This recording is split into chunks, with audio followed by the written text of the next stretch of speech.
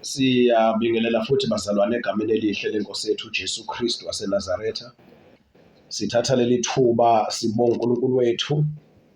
Siphinde futhi simdumise ngokuhlangana kanjena. Siyabonga kakhulu bazalwane ngalezi inkonzo. uNkulunkulu uyasilekelela kakhulu. Inkosi iyasilekelela kakhulu egameni likaJesu. Siyambonga uNkulunkulu ngani nonke. Siyambonga uMoya Ongcwele ukuthi uyaqhubeka uyazambula. Uhlanjulula ibandla liyangcweliswa, liyalungiselela ukubuya kwenkosi yethu uJesu. Engakafika uJesu siyarestoreshwa, sibuyiselwe kwiposition ukuze sibe lokho uNkulunkulu akumisile nakufunayo. Asilethele khona emhlabeni sazi ipurpose yokuza kwethu emhlabeni. Kubalekile ukuzazi ukuthi ubani identity yakho. Kubalekile ukwazi inhloso yokuza kwakhe emhlabeni. Uphilelani. uNkulunkulu usenzele umusa sasindiswa. Sisindiselwe ini? Uyibuze lokho. Ngongathathi isikhathi eside ngiyafisa ukuthi bazalwane kule video sibukeke manje ukuthi ke sesikhulumile ukuthi ibandla linguJesu Kristu. Ibandla linguNkulunkulu, uNkulunkulu ophilayo. Ibandla linguMoya Ongcwele. Ngifisa ukuthi manje ke sibukeke ama benefits, umvuzo, ukuthi njengoba simbulelwa manje ukuthi singubani. Uma sithi ibandla linguJesu Kristu, ibandla linguNkulunkulu ophilayo, ibandla linguMoya Ongcwele, then ama benefit alokho yini? Amavesi esiwafunda. Ngiyafisa ukuthi uhamba uyinaka into ezohamba ivela ukuthi impela kuyafakazela ukuthi ibandla linguJesu Kristu. Incwadi esizoyifunda sifunda uJohane ngokaJohane chapter 15 siqala ukufunda verse 1.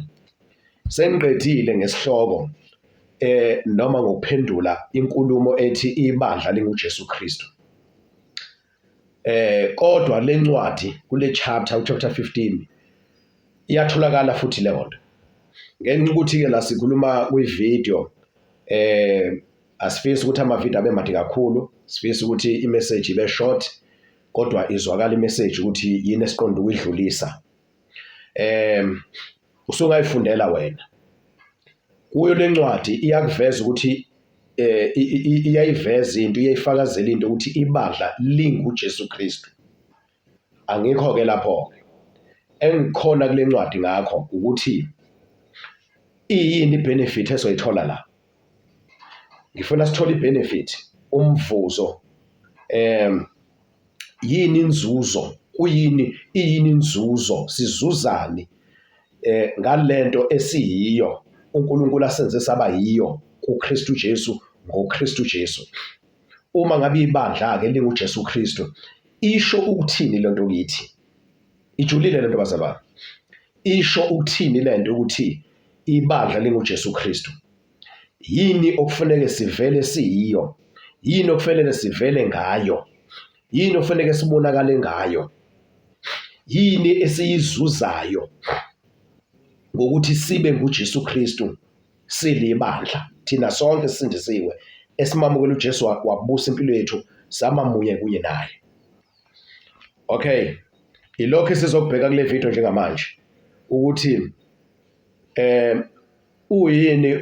iyini inzuzo yokuba ibandla libe nguJesu Kristu, yokuba ibandla libe nguJesu Kristu. Iyini inzuzo yalokho? Now zikhumbuza ukuthi uJesu ngubani yena. Umqondo uJesu. Then uma ngabe ke uJesu ezifaka kithi nathi sizifaka kuye, lokhu uJesu ayikho siba yikho.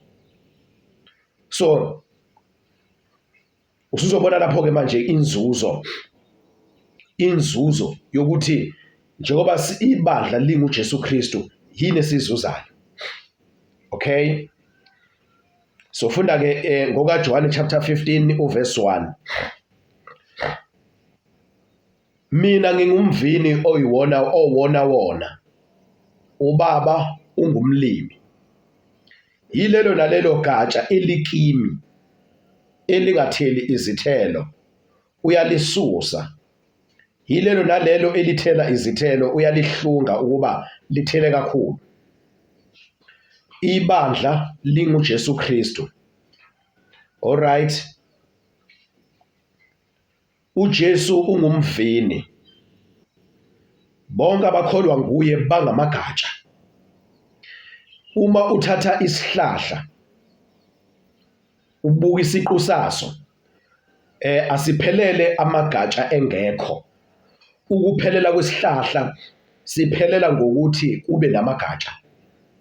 Uma ufuna amafruit ithelo kulesi siqu kulesi sihlahla, amafruit aphuma emagatsheni not esiqwini. Isiqu siphakela amagatsha abesekhipha ithelo. Akukho ukuphila emagatsheni uma ngabe suswa esiqwini. Akukho ukuphila emafruithini uma ngabe suswa egatsheni.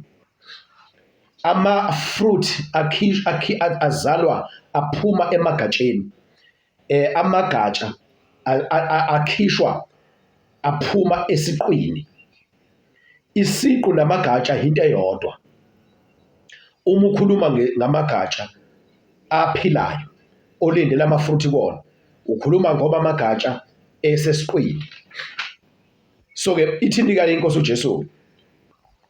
Lezi zinto nje bazalwane, siyacela uMoya oNgcwele asinakise zona ngoba zichaza ubunjalo bethu, i-identity yethu ukuthi singobani. Bengafanele bazalwane sikhuzwe ukuthiwa asiphume ezweni, siphume ey'ntweni zezwe, siphume kwisystem yalelizwe, singathandizwe nezinto zalo. Bengafanele inkulumo enjalo uma sesizizazi. Kulungile masisanda kusindiswa ngoba besisezweni vele siyizwe besingazi lutho. Kodwa mase simukela uJesu, sayenza lento ayisho ukuthi sifuna umbuso kaNkulunkulu nokulunga kaNkulunkulu, sazifuna thina ukuthi singobani. Bengafanele ukuthi kuthatha isikhathi eside umzalwane elokhu ekhuzwa kanjalo ukuthi phuma ezweni, ungalithandi izwe nezinto zalo. Ngoba lento ikubeka nje kahle kucaca. uJesu wazambula. uJesu wazambula ukuthi ungubani kithi, thina singubani kuye. Right, uverse 2. Yilelo nalelo gatsha elikimi elingatheli izithelo uyalisusa. Yilelo nalelo gatsha elikimi. Wena mobuka lapha isihlahla, ubona isihlahla nje sinamagatsha, sinesiqu namagatsha, isihlahla esisodwa. uJesu nebandla. Right. Uverse 3. Nina senihlanzekile ngezwi engilikhulume kini. Umvuzo, inzuzo yokuthi sibe libandla elinguJesu Kristu. Silibandla elinguJesu Kristu. Ibandla linguJesu Kristu. Inzuzo yalokho ukuthi sikwazi ukuthela iy'thelo ezilindelwe uBaba. Afuna ukuthi uBaba lezo thelo ngazo thina adunyiswe, uBaba adunyiswe ngazo, adunyiswe ngokuthi abantu mabezidla bathole ukuphila. Inhloso uma uthatha ifruit udlela ukuthi uphile, yebo limnandi kodwa futhi linomsoco, liletha umsoco emzimbeni wakho.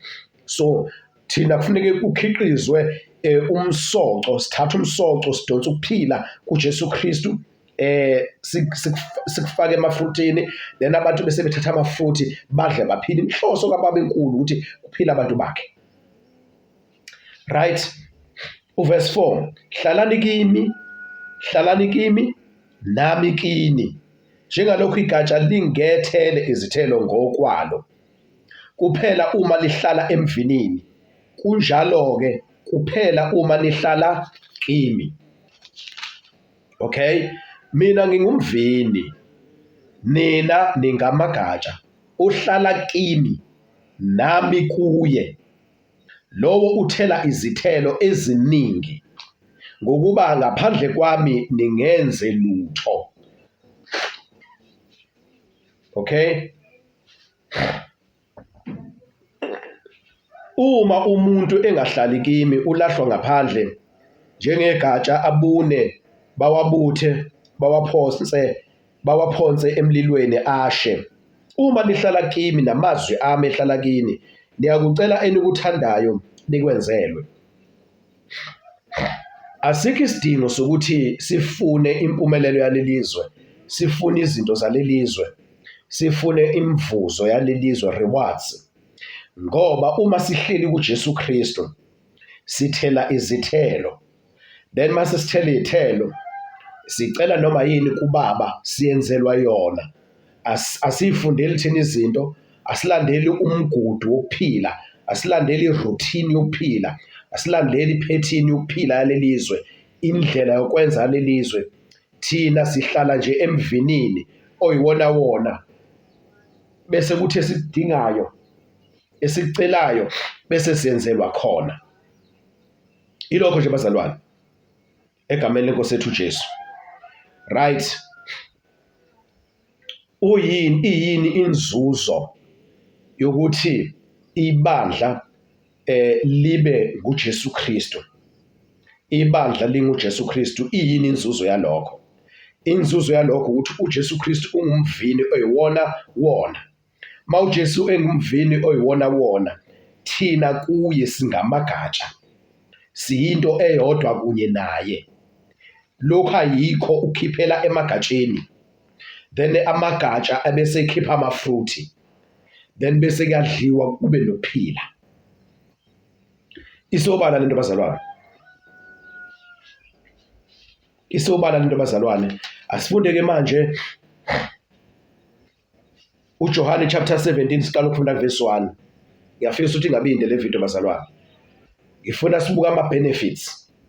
Uma ngempela singamqondi uJesu Kristu ukuthi ungubani, uma singaziqondi ukuthi silibandla singubani, then uma singaliqondi icebo likaNkulunkulu, i-purpose kaNkulunkulu, i-plan and original purpose and original plan kaNkulunkulu ngathi kuKristu Jesu, asikwazi bazalwane ukukhiqiza izithelo sibe lento efuna ubaba wethu osezulwini. Asikwazi ukumthokozisa ubaba wethu osezulwini. NgokaJohn chapter 17 verse 1, uJesu wakhuluma lokho, wayesephakamisela amehlo akhe ezulwini wathi, Baba, isikhathi sifikile, khazimulisa indodana yakho, ukuze indodana ikhazimulise iwena, ikukhazimulise wena, njengalokho uyiphile amandla phezu kwenyama yonke, ukuba bonke oyiphe bona ibaphe ukuphila okuphakade. Right? Njengalokho uyiphile amandla phezu kwenyama yonke, indodana yakho uJesu Kristu uphiwe amandla onke. Uyasho futhi kuMatthew chapter 28 from verse 18 to 20. Uphiwe amandla onke ezulwini nasemhlabeni. Lana futhi siyayizwa lo nkulumo uthi njengalokhu uyiphile amandla phezu kwenyama yonke ukuba bonke oyiphe bona ibaphe ukuphila okuphakade. Nansi enye inzuzo futhi esitholayo edlula zonke inzuzo, edlula wonke ama-benefits, ukuba kuKristu Jesu, ukuba sibe yibandla elikuKristu Jesu, elinguKristu Jesu, ukuba sibe into eyodwa noKristu Jesu. Inzuzo akhona amanye ama-benefits, but i-benefit ehlanganisa konke, eqoqa konke, ehlanganisa konke, egoqa konke, i-benefit yokuba sibe nokuphila okuphakade. Nazo uJesu Kristu into asipha yona, usipha ukuphila okuphakade.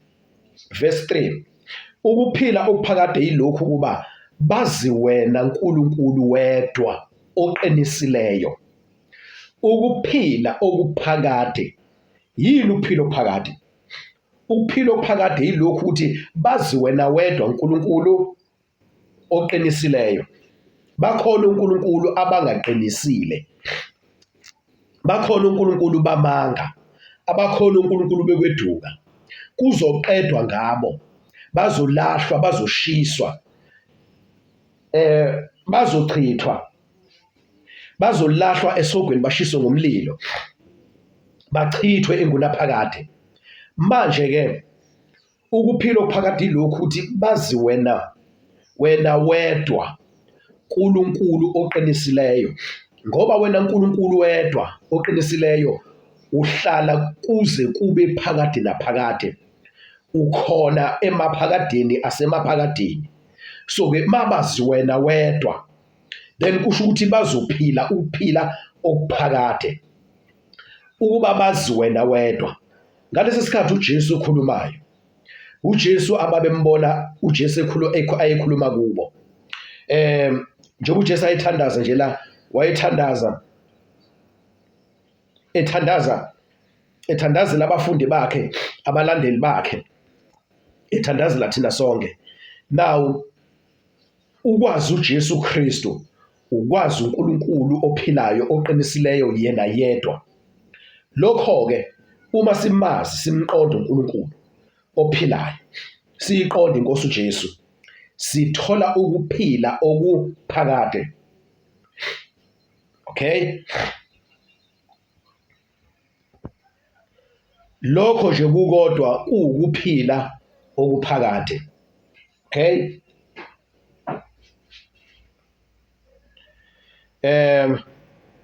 Verse 4, ngikukhazimulisile emhlabeni, ngifeze umsebenzi ongiphe wona ukuba ngiwenze. Alright? Manje ke ngikhazimulise wena Baba kuwe uqobo ngenkazimulo ebenginayo ngikuwe. Inkazimulo ebenginayo ngikuwe. Yabona? Izwe lingakabi bikho. Ibandla likuJesu Kristu lingamagatsha. uJesu Kristu ngumvini oyiwona wona. Ibandla lingamagatsha. uJesu ubeka uNkulunkulu umhlaba ungakasekelwa. Okusho ukuthi uma uJesu eyisiqu, ubaba engumlimi, uJesu uyisiqu, ungumvini oyiwona wona, then ibandla lingamagatsha kuJesu Kristu. Then uma ngabe ibandla lingamagatsha, uJesu Kristu ubenenkazimulo ekubaba umhlaba ungakasekelwa. Kusho ukuthi ke manje nebandla linalenkazimulo ngoba belikuye uJesu Kristu, linaye, linguye, then uJesu Kristu ekubaba enenkazimulo umhlaba ungakasekelwa. Masingayibamba nje libazanele lento, siyibambe siyiqonde. Ngiyazi ukuthi ijulile. Phatha kuko uhluma oyingcwele. Siyiqonde. Uma singayiqonda lento siyibambe siyiqonde, ngiyaqinisekisa kuzoba lula uku-understand ezinye izinto. Njengoba kusho ngathi angifisi ukuthi bende kakhulu, bengifisa ukuveza inzuzo, benefits, the benefits yokuthi sibe yilento uJesu Kristu asenze saba yiyo kuye, ngaye, kubaba uNkulunkulu, ubaba wethu osezulwini. Sibe umbuso. Enye benefit leyo, uma ngabe ibandla linguJesu Kristu, kusho ukuthi lingumbuso kaNkulunkulu. Bonke uJesu abadonsela kuye ubenza babe yilento ayiyo. Then yena uJesu Kristu ungumbuso kaNkulunkulu, then nabazalwane baba ngumbuso kaNkulunkulu. Isambulu chapter 1 verse 6 nesambulu chapter 5 verse 9 and 10. Wasenza ukuba sibe ngumbuso nabapristi kuNkulunkulu. Ngiyathandaza abazalwane ukuthi umoya ongcwele asambulele lento. Uma sike sayibamba kuzoba lula empilweni yethu, kuzoba lula okuhambeni lwethu. Uma sike sazazi, saziqonda, sambulela ukuthi singobani ngoKristu Jesu, ingakanani into uNkulunkulu ayenzile empilweni yethu ngokusenzela umusa sisindiswe sizalwe kabusha. Bazalwane, ngeke sisahlupheka, ngeke sisalokhu sikhathazeka sifuna sihalela izinto zalelizwe uma sesiziqonda ukuthi singobani. Number 2, maningi ama-benefits. Ama-benefits futhi abuye asisho ukuthi singobani, ambula i-identity yethu. Then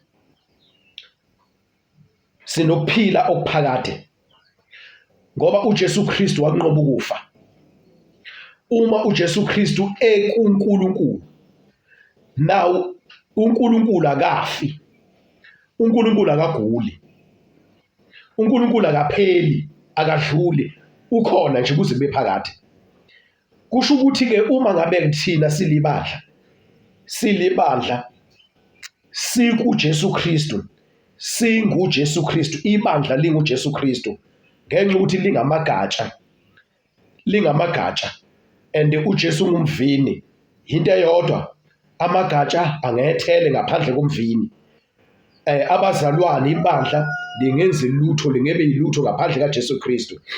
Ukuphila kwebandla, kuphila kwabantu abayibandla, then kudiphende kuncike ekuthenini bakuye uJesu Kristu ongumvini oyisiqu. Kanti uJesu Kristu futhi ukubaba, and waba kubaba umhlaba ungakasekelwa. Ngaleli vesi esilifundile sibuyiselwa ke manje kuphileni okuphakade, sibuyiselwe ebuNkulunkulwini bukaNkulunkulu, sibuyiselwa ekunqobeni kwaphakade, sibuyiselwa ebudlalifeni, ebudodaneni, uthi singamadodana ngokweposition not ngokwegender, ungwesilisa ungwesifazane, but to be a son is a position yokuthi uNkulunkulu usithatha sikuleli thina izinga uNkulunkulu asibeka kulo, izinga lokuthi sibalulekile kakhulu kuye, singamadodana, and ubaba ushare izinto zakhe, izinto baba nazo ezamadodana akhe, position not gender. Siyabonga kakhulu egameni lenkosi yethu Jesu. Akukho kufa kubaba uNkulunkulu, akukho kufa ezulwini. Once sakholwa uJesu, samvuma, sammukela waba inkosi, sanikela ukuphila kwethu kuye, siba nokuphila okuphakade. That is the greatest benefit ever. Yona nzuzo leyo enkulu kuzo zonke inzuzo ezingaba khona nezake zaba khona nesayoba khona, ukuthi ukuphila okuphakade. Ukuphila okuphakade kuhamba nokuthi ke uyodlifa laphakade, uyoba semkhoneni kaBaba uNkulunkulu, siyoba semkhoneni kaBaba uNkulunkulu phakade. uJesu Kristu, he is the source, ungumthombo ukuphila kwethu. Uma ususa thina kuJesu Kristu nje beshilo athi uma igatsha lingatheli liyanqunywa, liyasuswa, uma like lasuswa liyoma bese liyathathwa lifakwe emlilweni lishiswe liqedwe ngalo. We need to stay attached.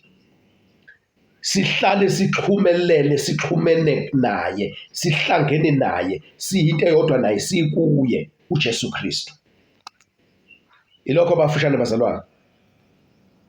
Phathi ke ngiyamthemba umoya ongcwele, ngiyamthemba umoya ongcwele egameni likaJesu.